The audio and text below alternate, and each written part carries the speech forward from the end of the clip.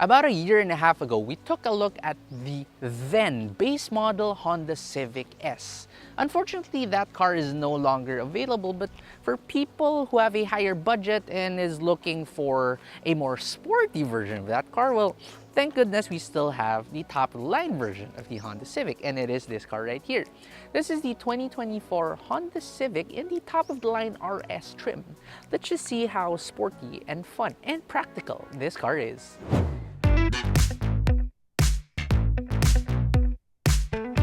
Sportiness aside, I mentioned we're going to talk about practicality, and why is that?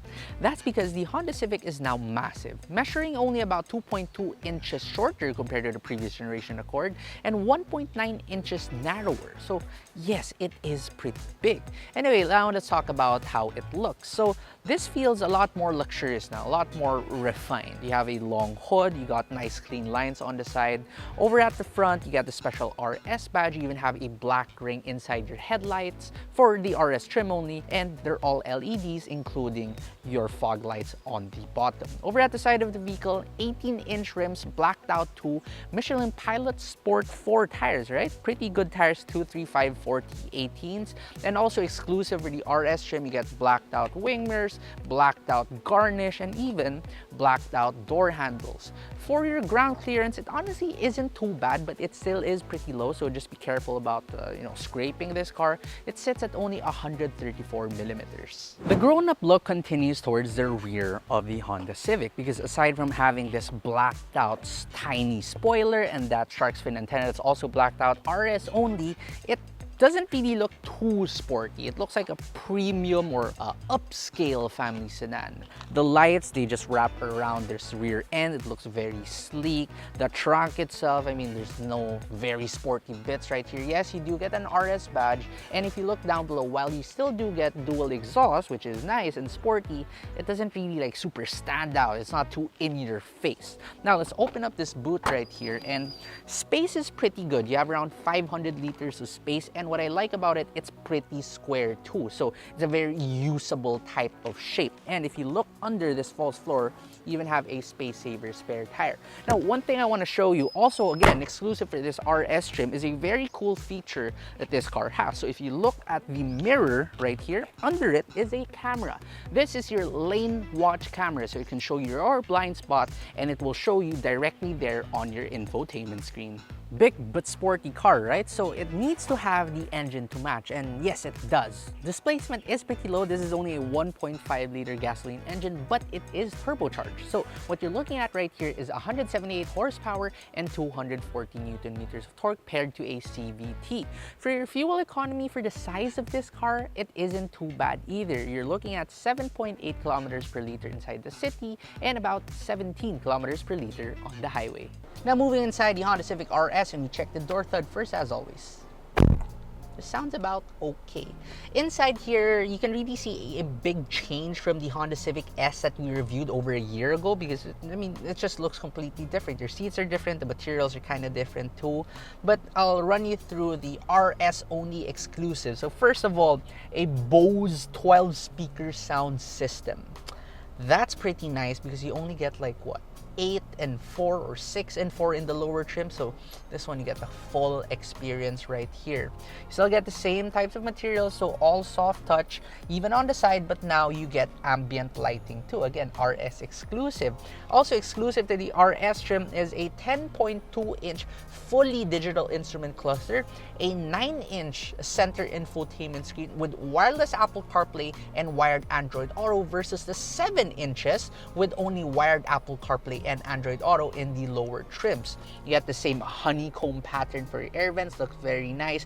RS only dual zone climate control, RS only wireless charging pad, and a different shifter because this only goes from P to D, so P, R, N, and D, versus the low gear modes that you would get in those other trims. And that's because you do get paddle shifters now, so you can just manually shift for your low gear using these paddle shifters. Now the steering wheel, I really like it in terms of like the girth of it and how easy it is to hold, but I'm not really a big fan of like the shiny leather finish. Now this is also tilt and telescoping, so finding a perfect driving position is pretty easy, and all your buttons for advanced driver assistance systems are located right here too.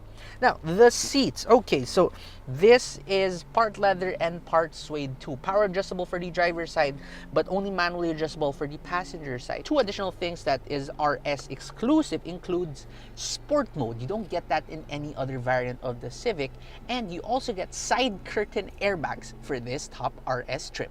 For the rear seats now, we also check the door first. Not bad. Not great, but not bad. Okay, so space here, it is pretty good. I said that this car is a practical car and it is a large car, and that really shows when it comes to legroom, because when it comes to legroom, this is pretty much really like all the Accords. Like, look at the space I have here. I'm only 5'6" tall though, so if you're a little bit taller, yeah, maybe it wouldn't be this spacious, but that's still fine because overall it still is pretty big. What isn't the best, if you're on the taller side, would be headroom, because there is a little bit of a sloping roof line, so yeah, you could hit your head there if you're probably like 5'11" or 6 feet taller or so, but for me, I'm fun size. That's perfectly fine for me. Now the toys you get back here, you get 2 air vents, you get 2 map pockets, thank you Honda. You have this rear quarter panel for extra lighting, and you even have this center armrest with 2 cup holders. Now can you seat 3 people in here? Yes, I said it's practical, so yeah, you can definitely seat a third person in here. It's not going to be the most comfortable for super long journeys, but given that the car is that's wide enough, yeah, you know, mid-range or mid-length journeys would be absolutely fine over here. So now we drive the Honda Civic RS, and let's start off with its good points. First, the refinement in here. So Civics of old, they were sporting machines. Let's be honest, as much as they are family sedans, they are sporting machines, right? But this is definitely edging towards the refinements of older Accords or even newer Accords. So that is pretty good. It's a pretty comfortable car overall.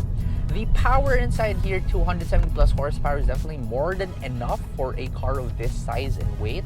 It gives you a lot of there you go. It gives you a lot of pull when it comes to the torque, when it comes to initial acceleration.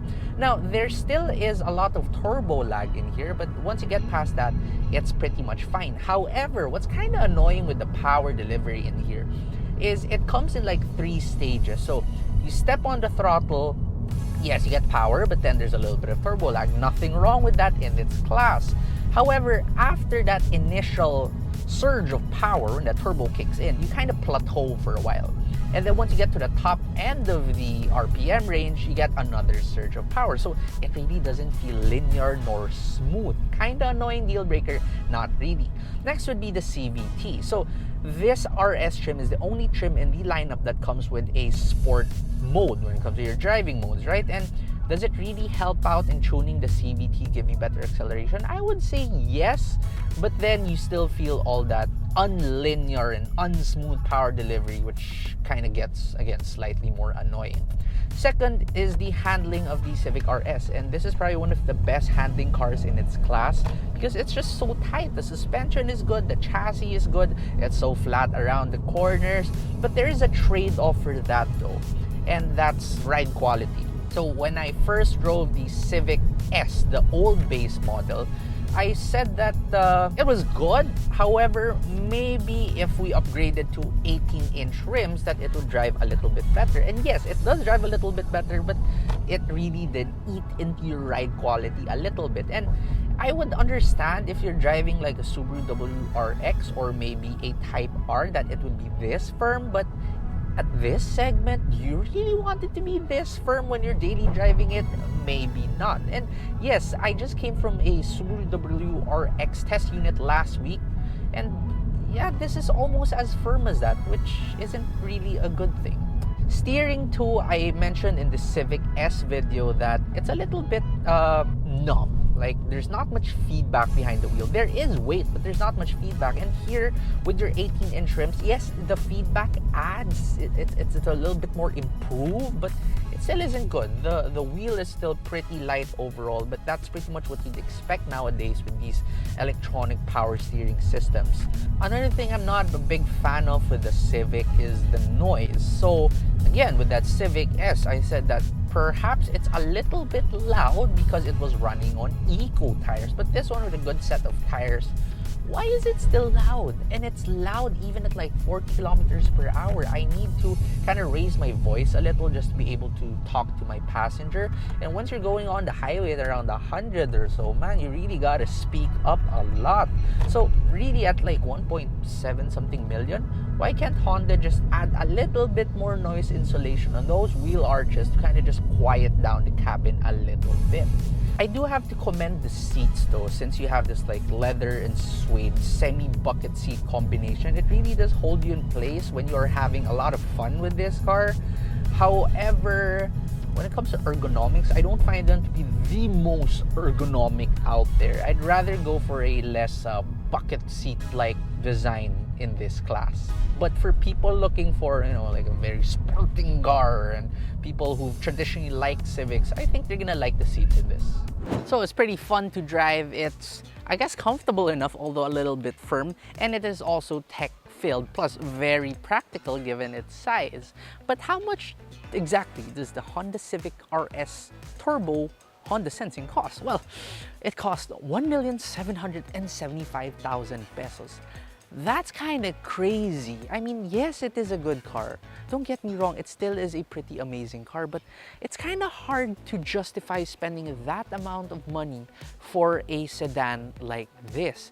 And maybe a couple of years ago, I would say, yeah, absolutely, go get it. But with the emergence of so many other brands nowadays who can give you way better value, well, when it comes to the value standpoint, this car truly is kind of hard to justify.